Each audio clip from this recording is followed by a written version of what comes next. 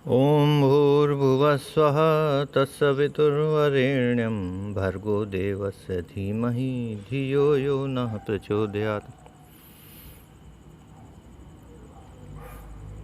अभी तक आपने अखंड ज्योति का जो मात्र सत्ता विशेषांक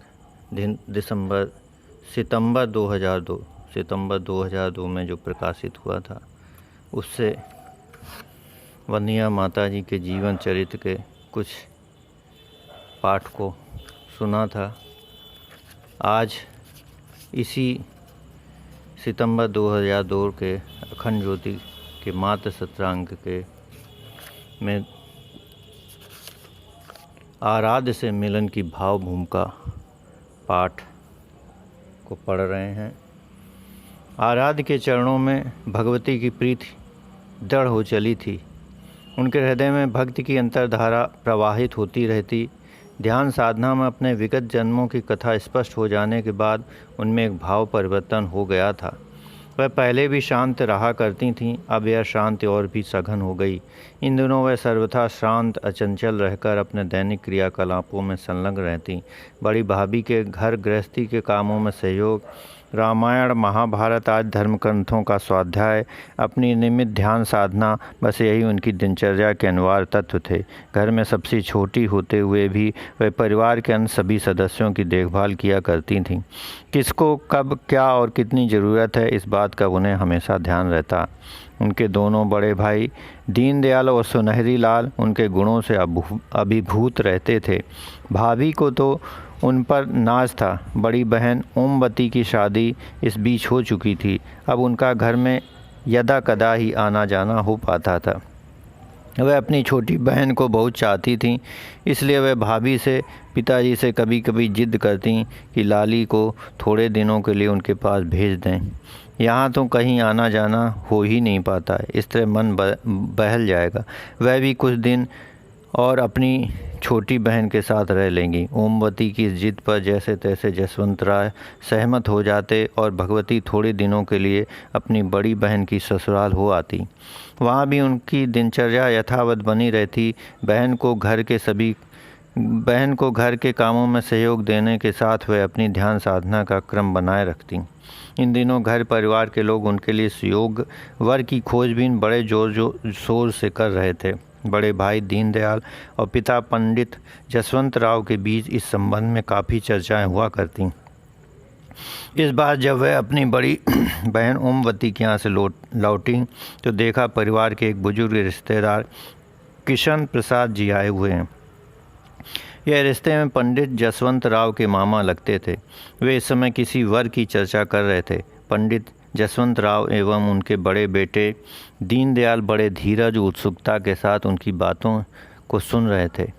उनकी बातों के कुछ शब्द भगवती के कानों में भी पड़े। वह कह रहे थे, जसवंत, मैं तो कहता हूँ कि ऐसा लड़का कहीं भी दुनिया भर में खोजे नहीं मिलेगा। वे लोग आंवल खेड़ा के रहने वाले हैं। आसपास के गांव में उनकी बड़ी जमींदारी है, खानदानी रईस हैं।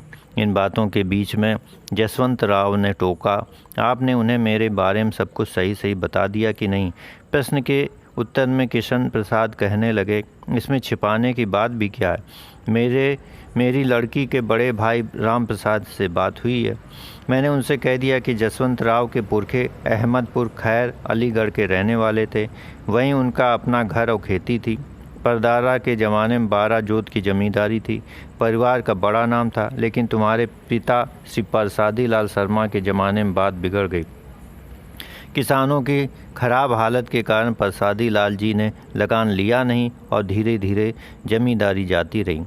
किशन प्रसाद की इन बातों को लोग बड़े ध्यान से सुन रहे थे। वे बता रहे थे, मैंने राम प्रसाद को यह भी बता दिया कि तुम लोग 4 भाई हो, जसवंत शर्मा, बलवंत शर्मा, रामदयाल शर्मा और वासुदेव प्रसाद। इन 4 भाइयों के बीच एक बहन है रामश्री, जो अपने घर परिवार की है। किशन प्रसाद की बातों का सिलसिला अपने पूरे वेग में था। अपनी बातों में वे शायद यह भी भूल चुके थे कि सभी लोग लड़के के बारे में जानने के लिए उत्सुक हैं। दीनदयाल के टोकने पर उन्हें ध्यान आया, उनकी बातों की दिशा बदली। वह कहने लगे, अरे लड़के के बारे में क्या पूछते हो? पंडित रूप किशोर शर्मा का बेटा है। अब पंडित रूप किशोर के नाम को तो आसपास के इलाके में सभी जानते हैं। इस सुपुत्र का नाम श्री राम है। तपस्या, साधना, पढ़ाई लिखाई सब में अव्वल है। पहले कुछ दिन उसने यहीं आगरा में रहकर सैनिक अखबार में काम किया। आजकल मथुरा में रहकर खुद की पत्रिका निकालते हैं। बस काल देवता ने उनकी पहली पत्नी को उठा लिया। उसके 3 बच्चे हैं, ओम प्रकाश, दयावती और श्रद्धा। पर अपनी लाली भी तो इतनी गुणी है कि सब कुछ बड़ी आसानी से संभाल लेगी। किशन प्रसाद की इन बातों को कि घर में कई दिनों तक चर्चा होती रही। चिंतन और चर्चा के अनेकों दौर चले।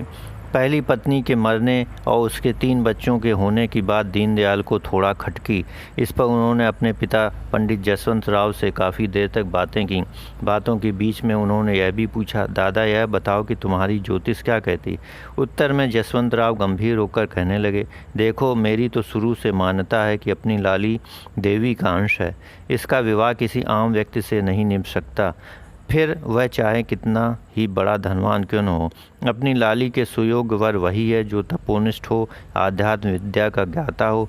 मुझे तो यह लड़का सब तरह से लाली के लिए ठीक लगता है। पंडित जसवंत राव की बातें दीनदयाल को भी ठीक लगीं। अंत में पिता पुत्र दोनों ने मिलकर यह तय किया कि कन्या की भाभी सारी बातें उसे बताकर उसके मन की बात जानने की कोशिश करे। जो कुछ होगा सो लाली की सहमत से होगा।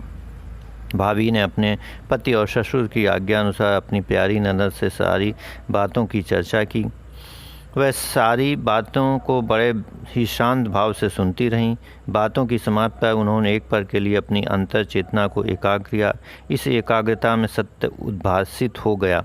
उन्हें इस बात का एहसास हो गया कि इस समय जिनसे उनके विवाह की चर्चा की जा रही है उन्हीं के कार्य में सहयोग के लिए उन्होंने देह धारण की है। उनके पिछले जन्मों में पति और मार्गदर्शक रहे उनके आराध्य ही इस बार उनके पति होने जा रहे हैं। अंतर्मन की इन सारी बातों को उन्होंने गोपन ही रखा। प्रत्यक्ष में उन्होंने बस इतना कहा, भाभी दादा से कह देना कि मुझे उनकी सारी बातें स्वीकार हैं। वे जो कुछ करने जा रहे हैं उसी में मेरे जीवन का कल्याण है। लाली की सहमत व स्वीकृत पाकर सारे परिवार में उल्लास का ज्वार उफन उठा। उल्लास की तरंगें घर के कोने कोने में बिखरने लगीं। वर पक्ष के लोगों की सहमत भी आ गई। मंगल परिणय की तैयारियां होने लगीं।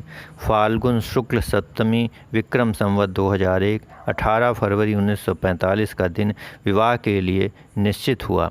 विवाह का दिन तय होने के बाद से पंडित जसवंत राव के मन में खुशियों के साथ एक कसक भी घुल गई। उन्हें ऐसा लगने लगा जैसे कि जगदम्बा पार्वती ने पीहर छोड़कर भगवान भोलेनाथ के साथ जा बसने का संकल्प ले लिया हो। अपनी इस कसक को दिल में लिए जसवंत राव बेटी के विवाह की तैयारी में जुटे रहे। अरेला गांव के ज्वाला प्रसाद इसमें उनके मुख्य सहयोगी बने। उन्हीं के माध्यम से सारी बातें बनी। निश्चित तिथि पर विवाह संपन्न हुआ। विवाह में बहुत सादगी थी। दिखावे प्रदर्शन का तो जैसे कोई नामो निशान भी न था। यह मनुष्यता के सामने जीवन आदर्श को प्रस्तुत करने वाले ऋषि युग का मंगल परिणय था। यह तप और श्रद्धा का मिलन था। ज्ञान और भक्ति का अनोखा सायुज्य था। भगवती और श्री राम इस शुभ घड़ी में अपने आदर्श पथ पर एक साथ चलने के लिए संकल्पित हुए थे। अपने आराध्य के चरणों के सामीप्य में भगवती के जीवन का एक सर्वथा नया आयाम उद्घाटित हुआ था। माँ का मातृत्व अभिव्यक्त हो रहा था। मातृत्व की सजल भावनाएं अपने स्वरूप व आकार पाने की तैयारी में थीं। ओम शांति शांति शांति। सितंबर 2002 अखंड ज्योति।